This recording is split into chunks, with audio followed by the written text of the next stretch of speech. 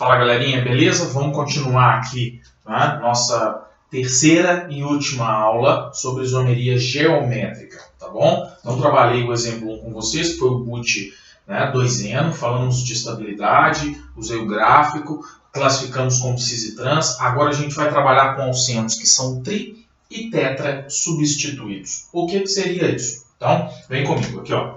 Se nós analisarmos aqui, ó, uma dupla ligação, ok? A partir do eteno, que é a nossa referência. É o alceno mais simples de todos, não é? O que seria um alceno monossubstituído de tri e tetra? Vocês estão percebendo que ligados aos dois carboninhos da dupla, eu tenho os hidrogênios. O que seria monossubstituir? Seria tirar aqui um hidrogênio e colocar aqui um grupo ligante, ok?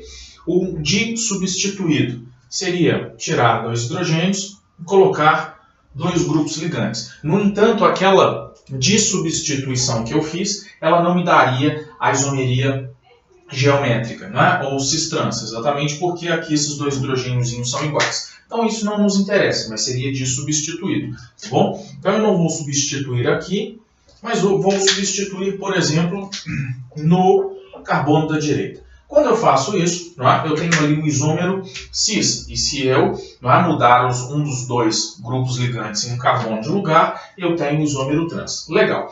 Então isso é um alceno dissubstituído.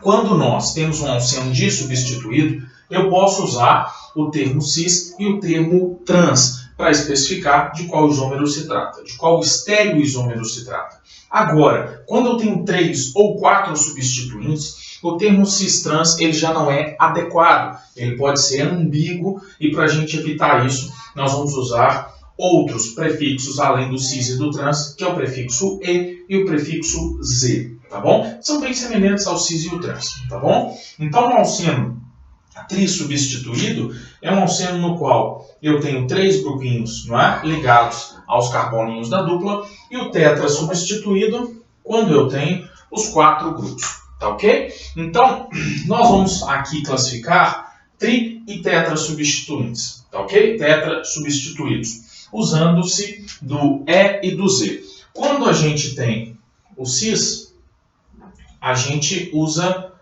a partir de agora, o Z, tá bom? E quando eu tenho, ou tinha o trans, no dissubstituído, a gente passa a usar o E, tá bom? Mas agora, a preferência, ela não vai levar em consideração a igualdade como a gente fazia antes, tá bom?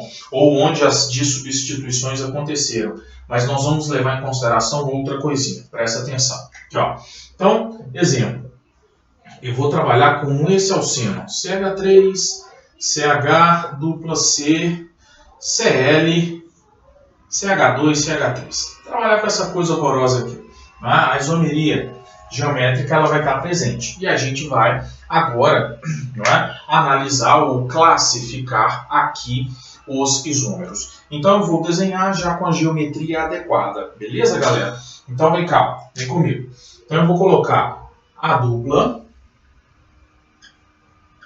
e vou encaixar os ligantes. Claro que eu vou ter dois isômeros, da mesma forma que nós tínhamos o cis e o trans. Então, eu vou encaixar os grupinhos nesse carbono. Quais são eles? O H e o CH3.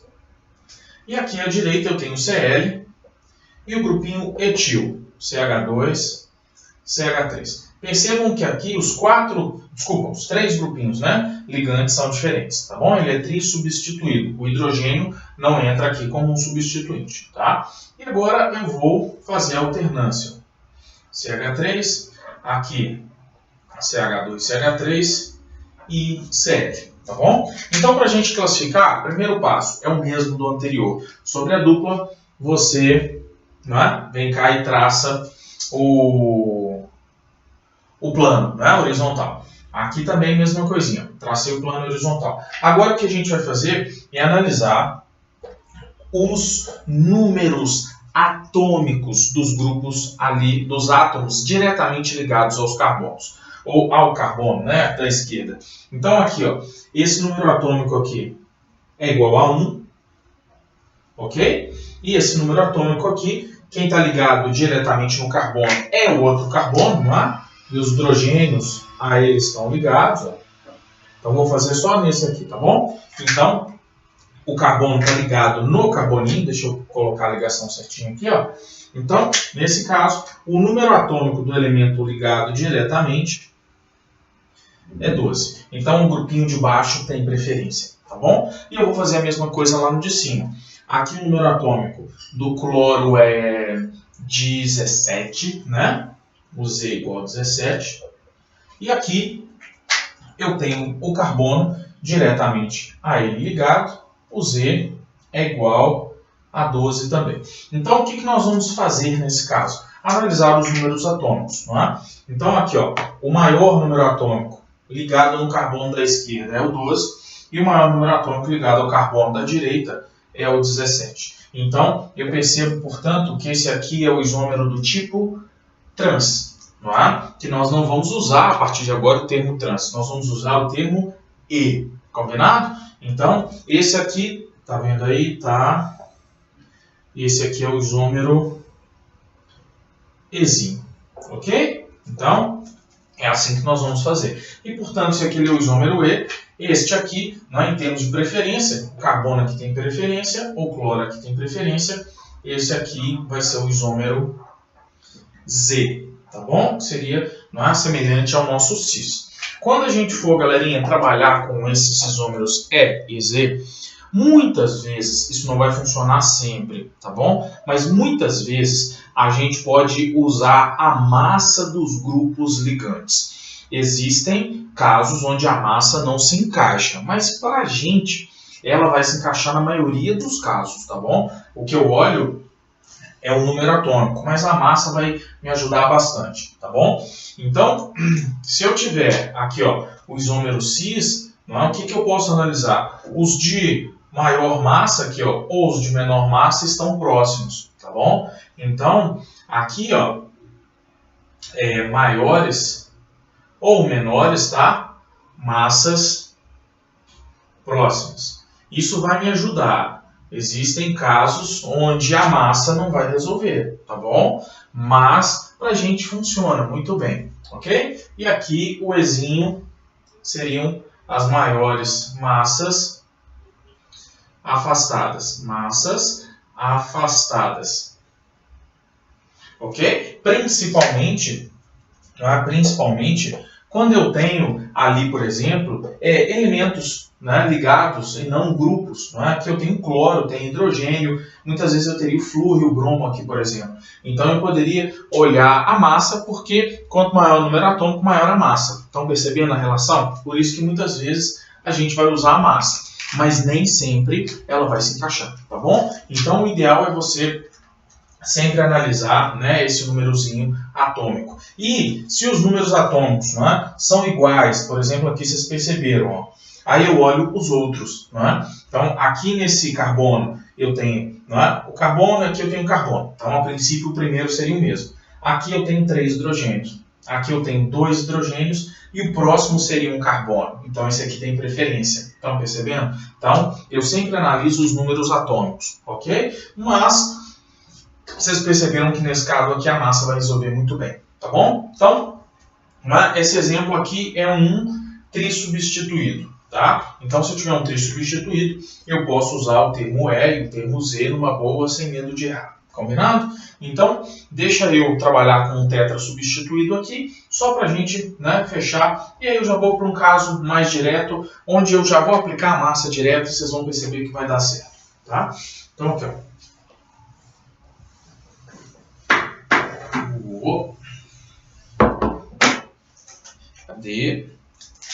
Cadê? Chegou. Então, aqui, ó. Um exemplozinho. Já vou desenhar aqui o arranjo em torno da dupla para a gente, né, ganhar tempo. Então, ó.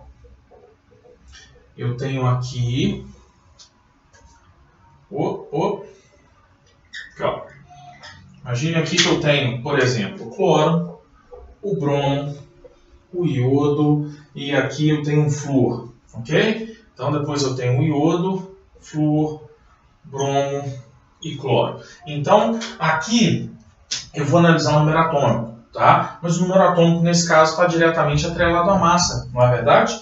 Então, aqui, ó, o maior número atômico é o do iodo, e, portanto, a massa também. Ele é um elemento químico, né? O flúor também. Aqui, mesma coisa. O maior número atômico é o bromo, okay? Que é o 35, que tem massa, com certeza, maior que o cloro, que também, né, tem número atômico 17. Então, eu percebo que aqui eles estão em lados opostos em relação ao plano que eu traço. Esse é o isômero E.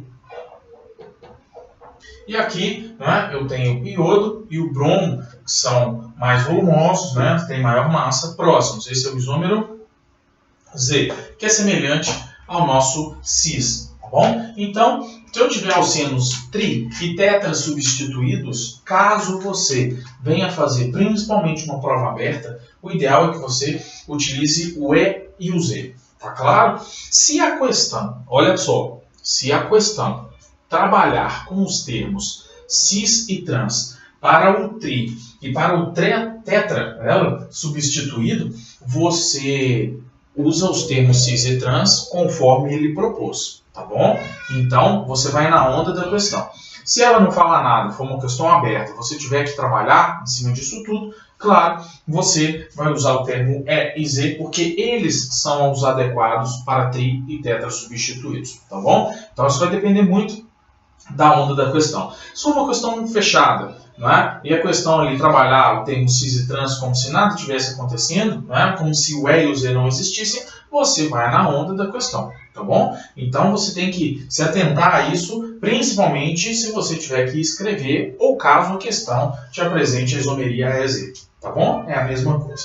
Então, essencialmente é isso. Para os compostos de cadeia aberta, agora eu vou falar um pouquinho dos compostos de cadeia fechada. É mais rápido, tá bom? Mas é bem tranquilo. Então, vou lá apagando para a gente tocar o barco.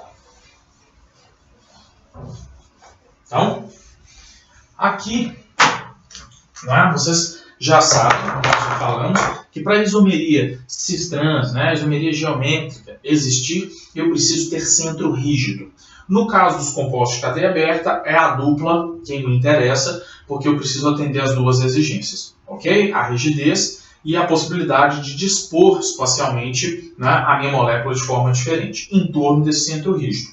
No caso do ciclo, o ciclo já garante a rigidez que eu preciso. Por quê? Não é? Quando eu vou trabalhar com ciclos, tá? Esse aqui é o benzeno, tá? Mas ele me dá a possibilidade de trabalhar o que eu quero. Se eu analisar um ciclo qualquer, ok? Quando eu olho essa ligaçãozinha simples, tá? Eu percebo aqui, na verdade, não é uma simples, né? No caso do benzeno, mas eu estou olhando o meu desenho, minha figurinha. Essa ligaçãozinha simples, mesmo ela sendo uma simples, ó, vocês estão percebendo que eu não consigo girar livremente em torno do eixo da ligação. O ciclo já me dá a rigidez estrutural que eu preciso, não é? O que é essa rigidez? A impossibilidade de girar livremente em torno da ligação, não é? Então, eu percebo aqui, ó, que a dupla, não é um centro rígido, a ligação simples não o é. Isso em um composto de cadeia o quê? Aberta, não é verdade? Agora, quando eu tenho um ciclo, eu tenho também, independentemente da ligação ali, se é simples ou dupla, eu não consigo girar em torno do eixo da ligação, tá bom? Então, no ciclo, o próprio ciclo já me dá exatamente isso que eu preciso. Então, quais seriam as exigências aqui, ou a exigência, porque o ciclo já me dá o centro rígido, a exigência necessária. Então, aqui, ó, para compostos cíclicos.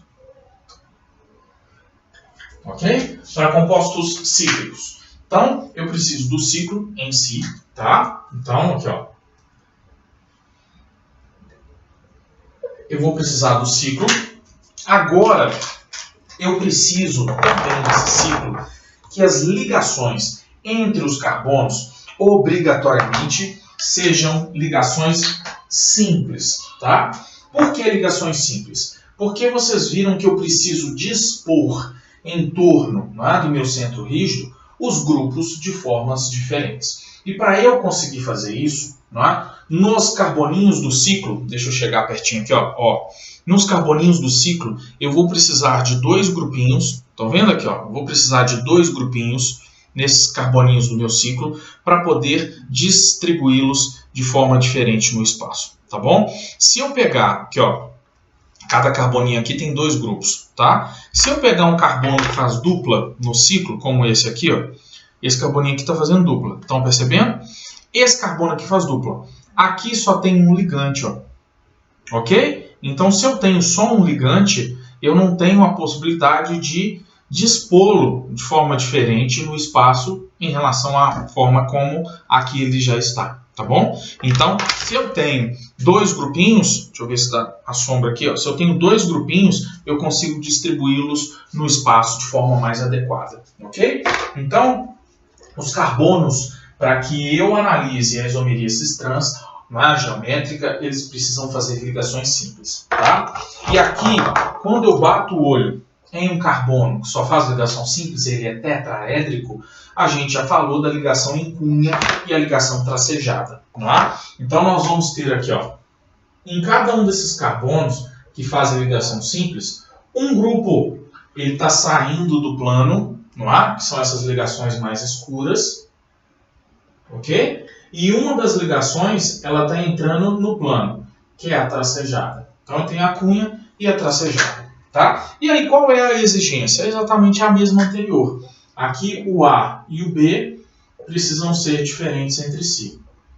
O X e o Y, eles precisam também ser diferentes entre si. Se eu atender a isso, ótimo, legal, a isomeria geométrica vai existir. E aqui, desde que o A seja diferente do B, igualzinho eu falei lá no composto de cadeia aberta, a isomeria cis-trans vai poder ser encontrada. Ou a cis-trans ou a AEZ, se eu tiver 3 ou 4 aqui diferentes. Tá? Não necessariamente os carbonos precisam estar um ao lado do outro. Tá? Eu posso ter um carboninho aqui e o outro aqui, não é problema nenhum. No composto de cadeia aberta, um vai estar do lado do outro porque eles são os carbonos da dupla. Tá? Aqui não, o ciclo já me dá essa possibilidade. Então pode ser um carbono 1,2, pode ser um 1,3, não vai fazer a menor diferença para a gente, tá bom? Então, vamos para um exemplo, ok? Eu vou trabalhar aqui como exemplo para a gente o 1,2 dimetil ciclopentano, tá? Posso trabalhar num ciclo butano, ciclopropano, ciclohexano. Vou trabalhar com 5 aqui porque é uma figurinha fácil da gente fazer. Então, o esquema é o mesmo. E aí, no plano, nós temos isso aqui, ó. No plano, né? Metil no 1, metil no 2. Agora, na forma preta aqui desenhada, eu não consigo ver os 2 isômeros no espaço, não é? Nem consigo bater o olho aqui e ver que existem 2 possibilidades, não é? Em nomenclatura, quando a gente trabalha os ciclos, né, que foram nomeados em hidrocarbonetos, muitos dos ciclos vão apresentar isomeria cis-trans, não é? Ou AEZ. E muitas vezes isso passou despercebido, tá? Porque não era o momento da gente falar, mas agora já é. Então, aqui, nesses carboninhos, né, que eu tenho só ligação simples, não só nesse e nesse, mas nos outros também. Mas como são 2 hidrogênios aqui, eu não vou nem analisá-los. Eu tenho exatamente essa distribuição, ó. O pentágono, ok? E sempre um carbono vai estar saindo, o outro entrando. Um saindo, o outro entrando. Em todos os carbonos que fazem ligação simples. Aí o que eu tenho que fazer, claro, é distribuir espacialmente os grupos, ok? A fim de fazer a análise. Então, nesse caso, eu tenho o CH3, mas eu tenho aqui também o hidrogênio. A gente não pode esquecer, não é verdade? Então, aqui, ó, eu tenho CH3 hidrogênio, CH3 e hidrogênio. E aí eu só alterno um dos 2 carbonos, dando a mesma. Aqui, ó, CH3 hidrogênio, hidrogênio, CH3. Então, o que eu percebo? Tá? A ligação tracejada está atrás do quadro. A ligação escurinha está saindo do quadro. Então, eu tenho, ó, o CH3 de maior massa. Tá? Assim, ó. Eu tenho o CH3 de maior massa saindo, tá, desse carbono de cima. E eu tenho o CH3 desse carbono para trás do plano. Tá? Então, na hora que eu analiso, ó, eles estão em lados opostos. Isso quer dizer que é o isômero trans.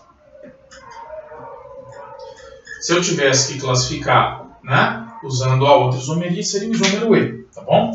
Aqui, mesmo esquema, não é? Se eu analisar o CH3 daqui, tá para fora, e o CH3 aqui tá para fora. Os dois CH3 estão assim, ó, ok? Em relação ao plano. Ou seja, estando os dois de maior massa do mesmo lado, ou os dois de menor massa, tanto faz, esse aqui pra gente seria o isômero cis, não é? Que seria, naquela definição, o isômero do tipo Z, tá bom? Então, gente, tanto em compostos, não é, de cadeia aberta quanto de cadeia fechada, o que eu tenho que me atentar é exatamente isso, tá bom? É ter o centro rígido caracterizado pela dupla ou pelo ciclo aqui, e em cada um dos carbonos, né, desse centro rígido eu preciso ter grupos ligantes diferentes, né? 2 carbonos no ciclo, não necessariamente, né, vizinhos, tá? E lá no composto de cadeia aberta, na dupla, ok? Então, quanto à isomeria geométrica, a cis-trans, o que a gente tem que analisar é exatamente isso, tá bom? O cis e o trans são os estereoisômeros, tá bom? Que são os isômeros espaciais, que inclusive nós podemos classificá-los como diastereoisômeros. O que são diastereoisômeros? São isômeros espaciais, o cis e o trans o são, não é? Só que eles são isômeros espaciais que não, neste caso, representam imagens no espelho. O cis não espelha o trans, não é? E nem o trans espelha o cis. Então, se você tiver 2 isômeros espaciais que não são imagens um do outro, você pode classificá-los como diastereoisômeros, tá bom? E eles não vão se espelhar nunca, não é? Então, se eu analisar o cis aqui, ó, os 2 grupos metil, eles estão para cima, não é? Se eu analisar o isômero do tipo trans, os 2 grupos metil, eles estão exatamente nessa disposição. Então, esses, né, 2 compostos, eles nunca vão se espelhar, porque um dos grupinhos está para baixo e o outro está para cima, e aqui os 2 estão para cima. Beleza? Então, quanto à isomeria, não é? Geométrica, a primeira parte da isomeria espacial, o que a gente tem para falar é exatamente isso, tá bom? E aí, claro, existem muitas outras coisas que vão vir dentro da parte de propriedades. Tá legal, moçada? Então é isso, bola para todos, até a próxima. Valeu!